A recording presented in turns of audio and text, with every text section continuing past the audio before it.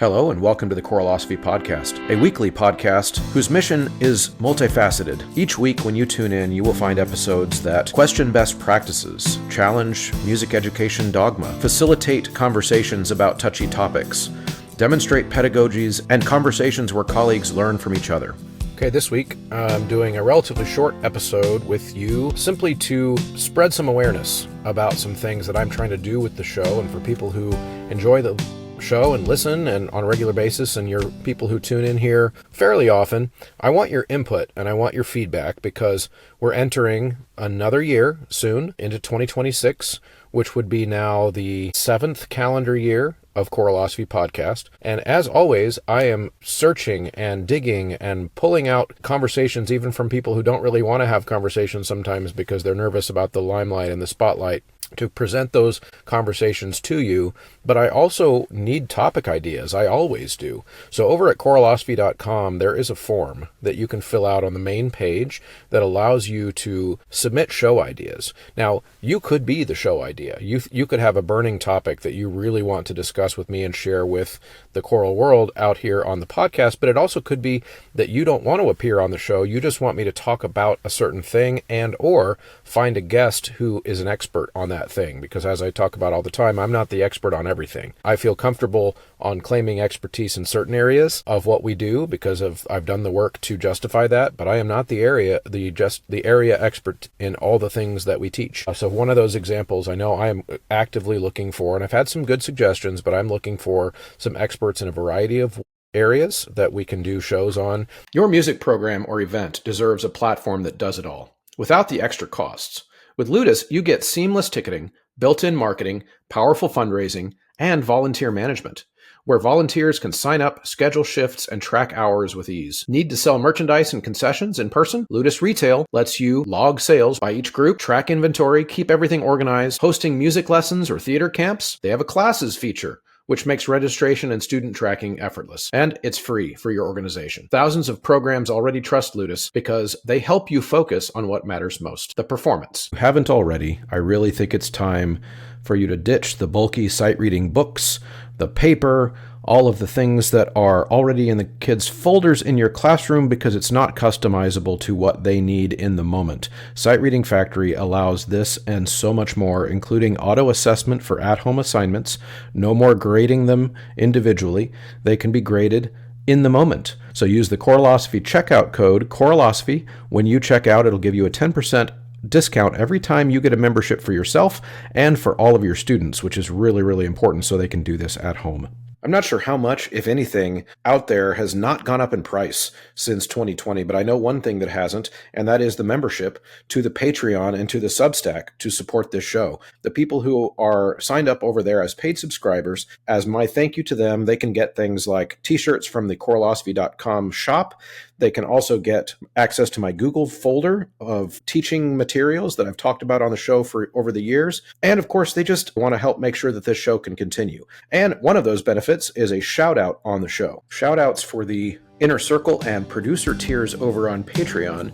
We have Brian Long, Chandler Smith, Venture Studios, David Kowalczyk, Kyle Peterson, Max Jackson, Michael Herron, Rebecca Chalk, and Steve and Kathy Kakachik. The aging voice would be one. I think we still need more episodes on the adolescent female changing voice because that's a under-researched topic. We've had Bridget Sweet. There are more experts, though, that I would like to talk to.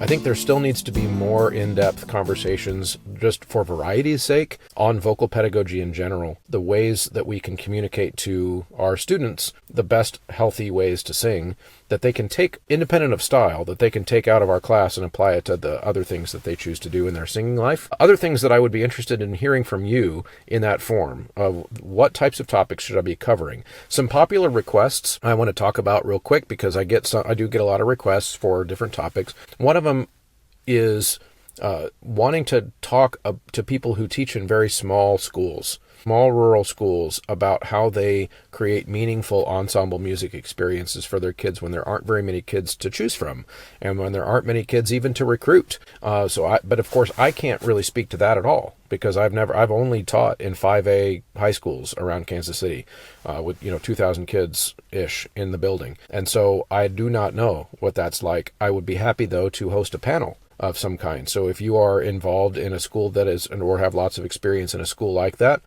I would love to hear from you, and maybe we could set up like a panel discussion about the strategies and the things that might work for you in those smaller schools that maybe wouldn't work for me, or vice versa. Maybe there's things that work for me that would not work for you, but then I bet you there's also a lot of common ground. Like, what are some of the shared concepts and principles that would work no matter how many kids are in the room, if it's a choir of 3 or a choir of 300. So this would be, I think, would be a really, really great topic. Another topic that's been brought up recently over in the Choralosophers Facebook page that I want to float here and just see if it stimulates any ideas from you guys is the idea of doing an episode or episodes about all the other things that we'd have to do in our jobs that are not choir, because there's so many music educators that listen to the show. Of course, the show audience has some crossover with non-teachers who are choral music people, and so maybe that type of a show would exclude those people, but you also might still find it interesting. And so I most of the time have stayed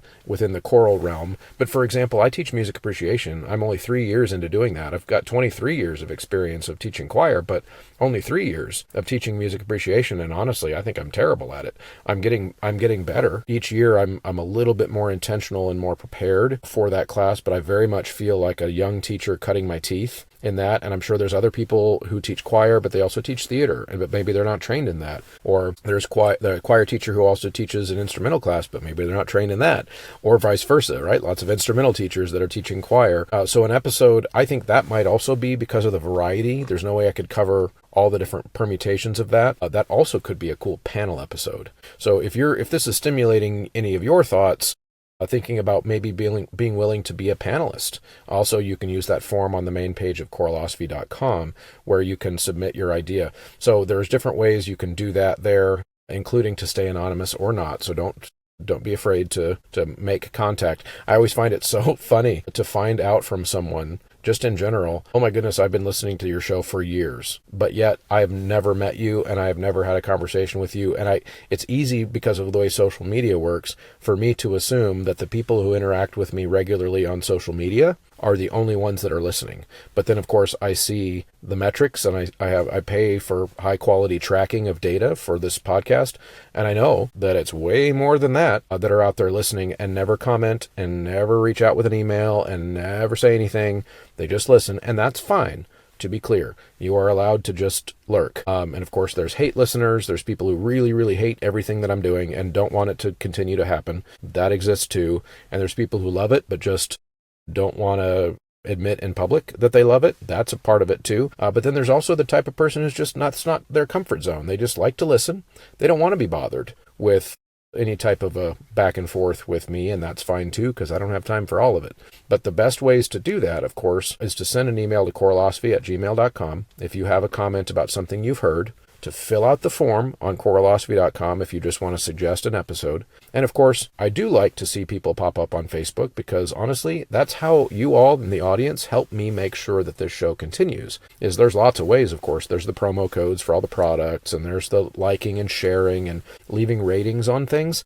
But honestly, and I hate that this is true, especially how much criticism of social media I've done in the last year. I hate that it's true, but without Facebook, I don't have a show or a business. So it is very, very helpful when you simply join the conversation. And I do think in general, as a profession, we are allowing the bullies on social media to win too much. I've seen way, way more anonymous posting lately in choir groups. That worries me. And it's not, and I made a post about this actually on Facebook, but I want to talk about it a little bit here too. It's not that I think that it's bad inherently to post anonymously in a Facebook group. I totally understand all kinds of good reasons to do that. You've got an opinion you don't want to be judged for, but also maybe you're worried that a parent might see a question about something sensitive that you're seeking advice from other teachers on, or you don't want an administrator to see that question because you're afraid that they'll think it's a boundary that you're crossing, or you just don't want backlash from something that you asked about online, or you're whistleblowing, or any of those types of things that happen, and those are legitimate reasons to post anonymously.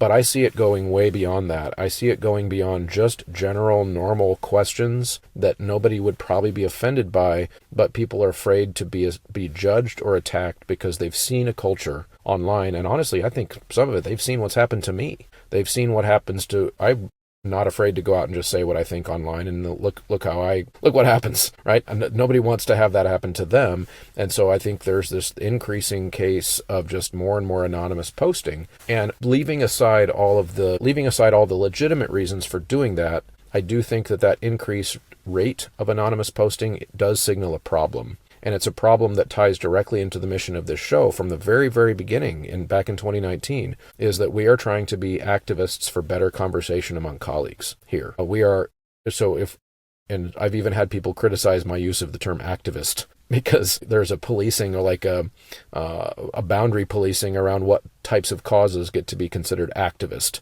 which I find hilarious. So what does it even mean to be a conversation activist or a better conversation activist? I feel like I've developed something that has gone from it being a slogan on a shirt, which you can get on the Choralosophy.com shop. You can get the shirt, you can get the mug, right? But what does it actually mean? I actually don't think of it just as a slogan. I think of it as a calling, something that is very important to me. It is something that I believe is existential to the fate of humanity, not much less the music education profession. I think that there has to be a mechanism that we have trained ourselves to do, that when we are talking about things that are important to the profession and somebody disagrees with us, there needs to be a mechanism to follow, a procedure to follow. And there needs to be some type of norm within the profession for what qualifies as good conversation. And so I can start by saying some things that are not good conversation. One would be you disagree with someone or find them to have the wrong opinion about something. So instead of talking to them about it or just deciding to ignore it and moving along your day, you decide to talk about them behind your back and undermine their career and undermine their reputation and make sure no one ever listens to them or talk to them again, because that's some petty bullcrap right there. So that's not a good conversation. It doesn't get anyone anywhere. And more importantly, I think the reason that kind of approach, which is very popular in academic circles, I think that is the default for a lot of teachers. They don't want the confrontation. And so when someone says or does something that they don't like, that is kind of the first instinct. And I think that's very troubling. And I've been seeing that since way before I started a podcast. It's one of the reasons that I started the podcast, is I saw people undermining each other, assuming bad intent of colleagues, calling them names in Facebook groups, which has gotten better recently, but I think that's mostly because of the anonymous posting. It's harder to call somebody a name if you don't know who they are. For example, it's harder to call a person a bigot if you don't know their identity, because those tend to be identity-based insults. And so I'm not saying that that's why it's better. I just think in general, people are less willing to engage in anything meaningful online. And so my goal, of course, when I try to recruit people off of the social media, and as I mentioned before, that's kind of where what my business model is. I'm going on to social media not because I want to have conversations on social media. I'm trying to recruit people over here to the show where the real conversation happens. And that real conversation has led to so many great relationships that I've developed over the years with colleagues through this show. Conversations that they've told me that wouldn't happen anywhere else. And they're so grateful that there's a platform to talk about these things. But on the flip side, I've also had so many colleagues tell me that I'm glad you're talking about those things because I can't talk about those things because I work in higher ed, or because I don't have a supportive principal, so I can't talk about those things. All of this stuff just, to me, signals a toxic environment within our profession that does indeed need, or it does indeed warrant activism for better colleague conversation, for us being better at assuming the good faith of our colleagues. And if we don't assume that about the other person, then we will probably make an assumption in the negative towards that person, because we'll assume that they're seeing everything we see and they still have the wrong opinion. And that's, of course, a terrible assumption to make. Nobody sees the world through your eyes but you. So that's what I mean by being a better conversation activist. We can't just hope it happens. We have to advocate for it. We have to be willing to call out bad conversation when we see it. And what I mean by bad conversation is, I described an example before. There's duplicitousness and talking behind people's back. But what about on social media? If we see somebody calling someone else a name without evidence, like calling them racist, for example, without evidence, calling them a bigot of any kind without evidence, that's bad conversation. Are you a director new to the profession? Or are you a seasoned director who is in a new place? One of my favorite tips for generating interest in the program and to instill buy-in is to plan a trip. There are so many options. You can go to Orlando, you can go to Ireland, or you can perform in a parade or a theme park. You can even take the stage at Carnegie Hall in New York. Wherever you end up, not only will your current crew look forward to the trip, but younger students will count the days until it's their turn to go. If you have no idea where to start, connect with Kaleidoscope Adventures at mykatrip.com. That's intended. That is a tactic that is intended to poison the well, so nobody's willing to have a conversation with that person anymore. And then magically, you don't have to contend with their opinion anymore. And so that's lazy, bad conversation, and it's just mean. So I think that's part of where I just get flabbergasted sometimes. Sometimes it's enough to just say, "Why are you being a jerk?" Like, what is the playground bully justification for calling people, your colleagues that are trying to do the same job as you are, names on the internet, instead of just engaging with them about the ways that they see their job and the ways that they see the art form that we all know and love, which is choral music, or that they see music education in this way, and you don't see it that way. But to me, I guess it's just hard for me to understand people who don't encounter that difference of opinion with anything other than curiosity. Because for me, I've got a healthy ego about my opinions. I think I've got some good opinions. And when somebody doesn't have the same opinion as me, my first reaction is actually, wow, I wonder how they got there, because I see it as so obvious. So my view is so obvious to me because I'm seeing it through my eyes, right? But I want to know what your eyes show. I want to know how is it that you disagree with me about this? Because I thought I'd covered all the bases, but I guess not. You see something else. So please tell me about it. One of my favorite conversation tips or concepts actually came from Contra KC was hired to do a worship service, actually, to be the music in a church service once. And it was not a church that I'd ever been to. And the pastor, I didn't know the pastor. I was just listening, waiting for us to get up and sing. And the pastor was talking about conflict resolution in our lives, and when we come across people who we don't like or that we disagree with or whatever. And he mentioned his tactic, which was profoundly moving to me, which is essentially to train yourself to pause and stop whenever somebody says something to you that you find completely disagreeable, unjustifiable, possibly like there is no way that it could possibly be the right opinion. And for you to train yourself out of simply responding with rebuke and instead saying something like, "That's interesting. I see it a different way. Can you tell me why you see it the way you do?" And just start by asking a question. You will reduce the person's defenses and you will allow a conversation to start where, in my experience, 9 times out of 10, when I do it that way, I mean, I really mean 9 times out of 10, 99 times out of 100, it leads to something positive. And it doesn't necessarily mean it leads to that person and I agreeing. But it leads to an understanding that causes that a person's opinion that I thought was horrible to be less horrible because I understood where it was coming from, even if I didn't agree with it. And that's what I believe that choral music and ensemble music in general in our classes, but I believe that that's something that we offer our students that no other class does, which is not just a metaphor for that type of resolution. It's because you could do the metaphors too. You could do dissonance and resolution of harmonies and how not all of our fighting sound waves can resolve into something beautiful. Like all those metaphors are there. And I've heard all those metaphors. I've made those metaphors, but I mean literally. We offer that to students because in order to do what we do, we have to bring everybody into the room. We have to bring everybody into the room, regardless of how they feel about each other. And with teenagers, oh my goodness, it's constantly like drama outside of the classroom that comes into the classroom of who's fighting with who online or who's saying what bad thing about the other one behind their back or wwho broke up with who. That is something we are teaching these babies how to engage with that world, because even pre-social media, that world was already the world. And it's on steroids now, but it's still the world.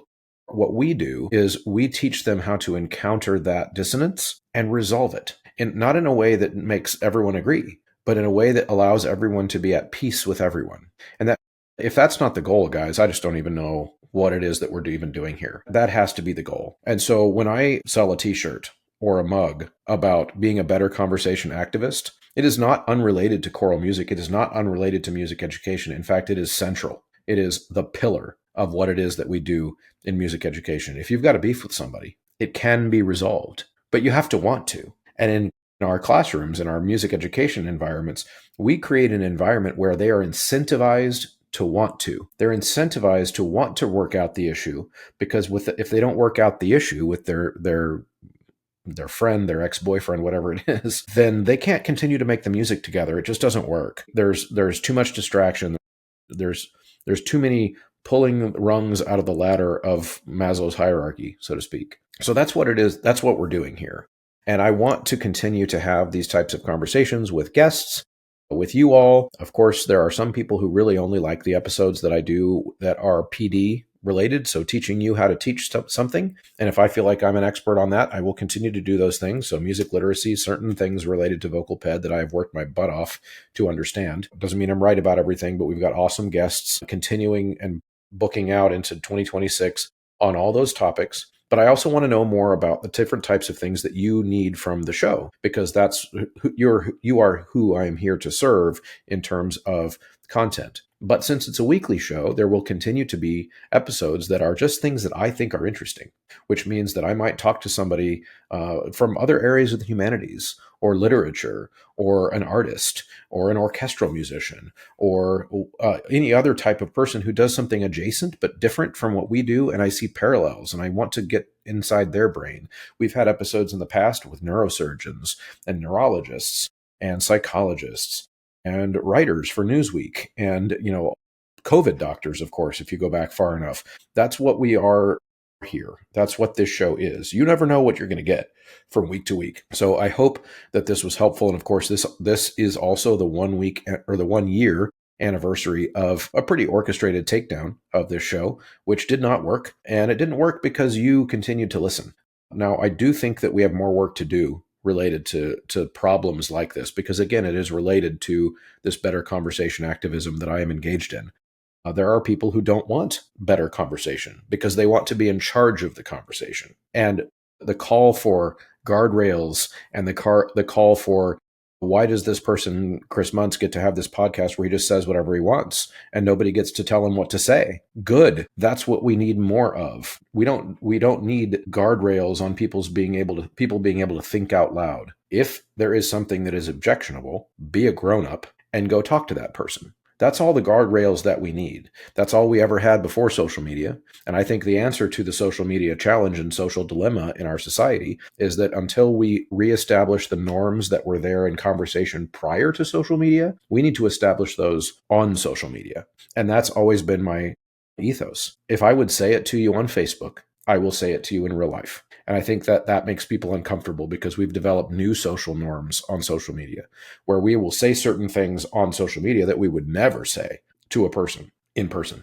I refuse to participate in that game. I'm not going to do it. If I would post it on Facebook, I would say it on the show. If I would say it on the show, I would say it to you in person. And I believe that is the answer. That is the answer for the example that we set for our students. It's the example for our profession, being able to continue to move forward. And so I'm going to continue to be an activist for that. And I need your help to do it, which means that you are signing up for the Patreon, you are using the promo code, but more importantly, you're going to that form on the website and you're giving me ideas so that I'm always have something to dig into, because of course everyone knows I'll talk about anything. So if it's something that I think is wide-reaching of a topic, then I want to know about it and I'll make an episode. Now, if you submit something and I decide not to make an episode out of it, I hope that doesn't hurt anyone's feelings. If it's too niche, I can't do it. It's got to be something that is broadly applicable to people. And if it's not super broadly applicable, I have to be able to think of a way to make it apply, because of course I need people to listen. That's the reality of this business. So I hope that you would be willing to help me with that by suggesting guests and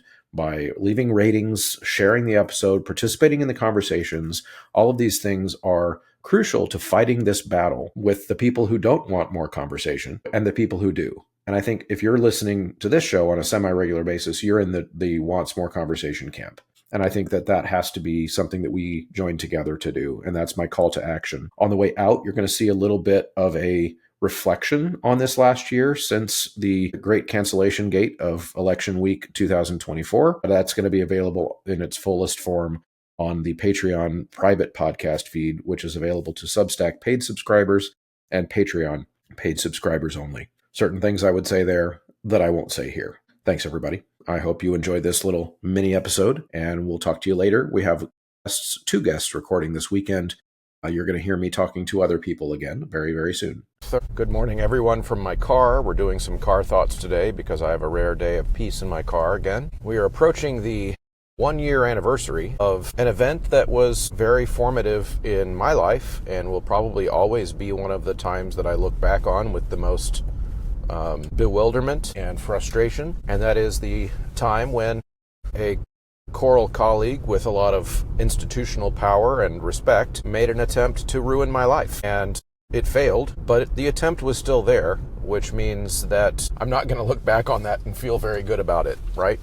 So this is what happened about a year ago, where, the attempt was made to basically make it so that I was not acceptable in polite society. The encouragement was spread far and wide for me to not be hired as a clinician, which up until that point, I had been getting a lot of gigs. I had just done my first all-state choir, or had been hired for my first all-state choir, which I then went ahead and did. But it's really slowed down since then. The other harm from that event was that has been a remarkable and noticeable drop in guests' willingness to come on and speak freely on the show. And you may have noticed that if you're a listener, and maybe not. I've worked really, really hard to keep the show relevant and helpful and pressing the envelope, pressing forward on.